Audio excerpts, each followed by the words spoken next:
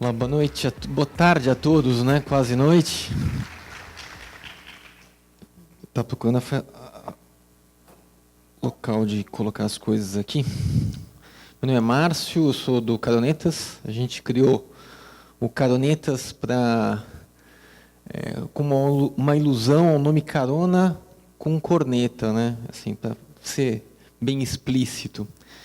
E de lá para cá a gente criou a plataforma Imove, que é uma plataforma de gestão de mobilidade. E hoje eu vou falar um pouquinho para vocês sobre inovação, cultura e comportamento. Tá? A gente vai começar com inovação. A gente pode inovar? Qual que é o segredo de inovar? Opa! É você ter um problema. A primeira coisa é você ter um problema, e eu acho que isso aqui, numa região de praia, é o problema que antecede a selfie.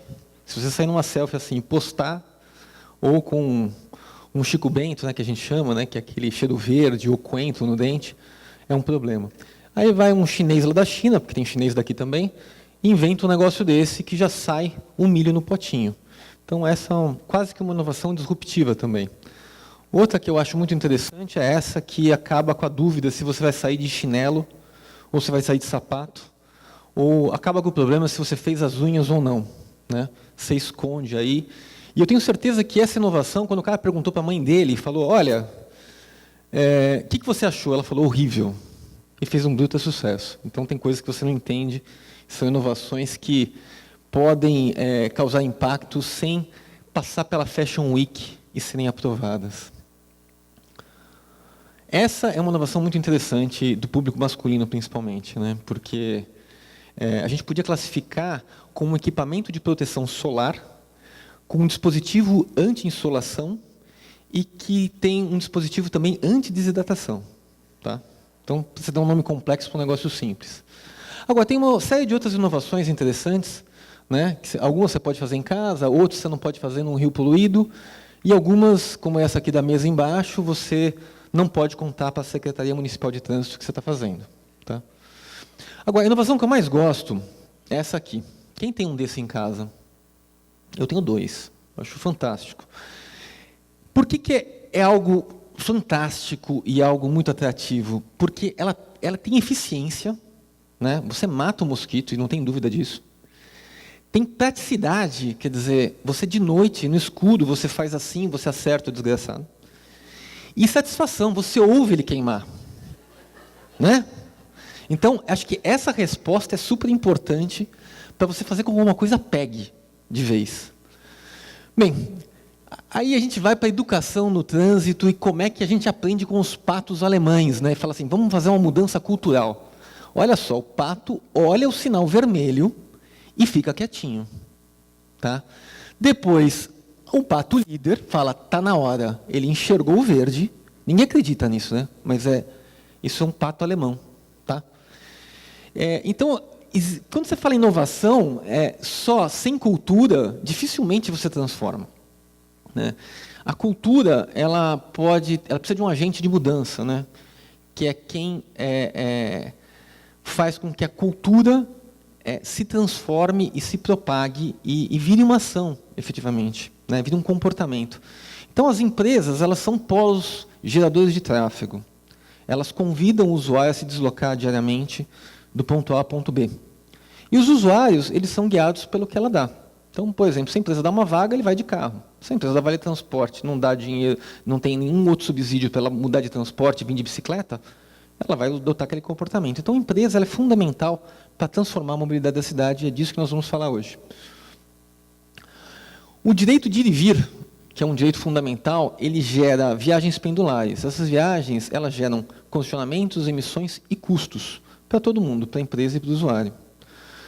Esses custos, aí eu tenho uns dados de São Paulo, de algumas instituições, eles são de 40 bilhões em acidentes, 70 bilhões em engarrafamento, quer dizer, o tempo que você gasta, o custo que tem anual, só na cidade de São Paulo, por exemplo, é de 70 bilhões.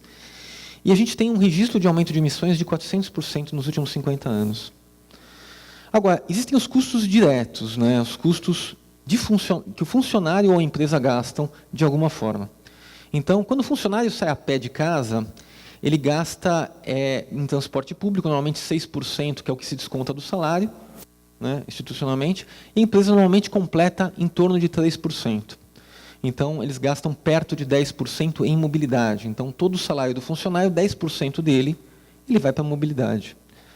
Do outro lado, para quem sai de carro, esse número é muito maior. Esse número ele gira em torno de 25% do salário líquido que as pessoas recebem, quando elas computam o custo total de propriedade, de depreciação, combustível, pedágio, manutenção, etc. Então, significa que todas as empresas que são polos geradores de tráfego, elas, quando contratam um funcionário, quase um quarto do salário é para ele vir trabalhar. Tá? E a gente tenta trabalhar um pouco essa temática junto às empresas para estimular as pessoas a mudarem a mobilidade. Qual foi a nossa estratégia? Teve 3 pilares. Primeiro, é reunir dentro do mesmo aplicativo todos os modais, de modo que as pessoas tivessem uma fonte de informação para buscar tudo o que elas precisam. A segunda foi aumentar a eficiência do transporte pago por ela, do transporte corporativo, do transporte de cada funcionário. Então, você consegue melhorar a eficiência dos fretados, você consegue potencializar um táxi para que ele vá não sozinho, mas com mais de uma pessoa. Certamente aqui todos vão para casa e certamente muitas pessoas vão para os mesmos destinos, às vezes em táxi, em carros diferentes. Então, sempre é uma oportunidade, em qualquer lugar de concentração, de você compartilhar um transporte, seja ele público ou privado. E a carona é um meio que a gente usa para promover o transporte compartilhado, seja ele uma divisão de um carro chamado por app ou de um carro privativo de um funcionário. Tá? Além disso, a gente também estimula as viagens de bicicleta. Então, a empresa pode criar alguns subterfúgios para poder estimular essas viagens. Falta 5 minutos. Além disso, tem uma terceira via, que é uma via que está crescente. Né? Quando você fala em transporte de bicicleta, um dos atrativos muito legais para quem tem carro e quer se deslocar em trajetos curtos são as bicicletas elétricas. Então, a gente descobriu que isso é um ponto de promoção importante. Como que a gente resolveu? A gente colocou tudo dentro do mesmo aplicativo. Criamos comunidades corporativas, então você tem a segurança de que se você vai de carona ou se você vai rachar um táxi, é uma pessoa de uma empresa que está cadastrada no sistema e que o sistema sabe quem é o chefe dela. Tá? Então, você compartilha dentro de uma comunidade que ela tem RG, que ela tem identidade, que ela tem procedência. E a gente colocou todos os modais na mesma plataforma. Então, quem vai de carro, quem vai a pé, quem está de bicicleta, quem está de fretado, quem está de táxi ou de carro por app, todos estão dentro da mesma plataforma e conseguem compartilhar o transporte. E o sistema ainda permite que você consiga uma vaga de estacionamento, por exemplo, que está destinada à carona. Quais os diferenciais que a gente criou hoje? A carona é um meio de promover toda uma integração e uma melhor utilização do carro. É um meio de você compartilhar custo. Aqueles 25% viram 12%, depois eles viram 7%, depois eles viram 5%. Então, se você tiver 1, 2 ou 3 pessoas, isso é muito interessante. A vaga de garagem, a empresa pode dividir vagas dentro da empresa. Então, por exemplo, você tem uma empresa com 400 funcionários e tem 200 vagas, 8% dessas vagas elas estão normalmente com funcionários que estão de férias, estão reservadas para eles, e muita gente está gastando estacionamento fora dali.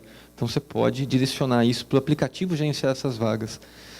A empresa pode também, se for uma empresa que tenha vários funcionários, criar programas de incentivo específicos para que as pessoas venham de bicicleta, para que as pessoas deem carona, que elas usem o fretado ou abram mão do fretado, aí depende da política da empresa. E a bike elétrica também está disponível dentro do aplicativo, de modo que você pode agendar o uso de uma bike como se fosse um táxi, por exemplo.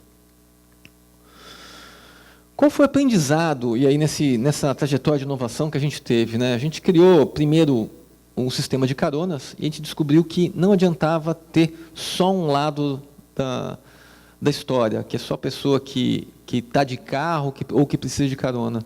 Porque na recorrência, as pessoas buscam o que resolve a solução no dia a dia. Você quer uma solução, por exemplo, para ir e voltar do trabalho, mas nesse dia especificamente, meu carro quebrou. E aí, como é que eu faço? Então, isso deu um aprendizado para a gente interessante. A gente começou também a olhar como é que os outros modais se comportavam e criou a Virada da Mobilidade, que é um evento que a gente faz para promover a mobilidade. Desse evento, a gente descobriu que as empresas elas podem ser gestoras de mobilidade e a gente colocou todos os modais dentro dessa ferramenta de gestão. Essa foi a nossa alternativa. Na linha do tempo, a gente começou com gestão de vagas numa empresa grande, que é Furnas. Depois a gente começou, com outras empresas grandes, a entender um pouquinho mais o que era cada problemática delas. E hoje a gente já está, inclusive, abrindo estacionamentos da Estapar, que é uma rede grande em São Paulo, com um aplicativo. Tá? Então, eles compartilham a vaga e conseguem abrir a vaga do estacionamento com o aplicativo. Nosso modelo de negócios, a gente tem um modelo de assinatura e também aluga as bicicletas elétricas compartilhadas para as empresas. E aí um certo pool de empresas também pode ficar sócia de uma estação. Então, você tem 20 empresas numa região, cada uma com 20 funcionários, elas podem ficar sócias de uma estação e todas utilizarem a mesma estação, que pode ter o logo de uma empresa ou de outra. Tá? Bem, meu tempo acabou. E a gente convida todos a fazer a diferença. Eu acho que não só com o aplicativo, mas com certeza em empresas pequenas ou menores, vale a pena você dar um grito dizendo, olha, quem mora em determinado bairro, porque você consegue economizar. E a gente brinca que se você economizar R$200 por mês, o dólar subiu um pouquinho, não? Então não dá conta para 300, né? Você consegue viajar do exterior todo ano. Então, convido a todos a mudar um pouco o comportamento de mobilidade e repensar isso. Obrigado, gente.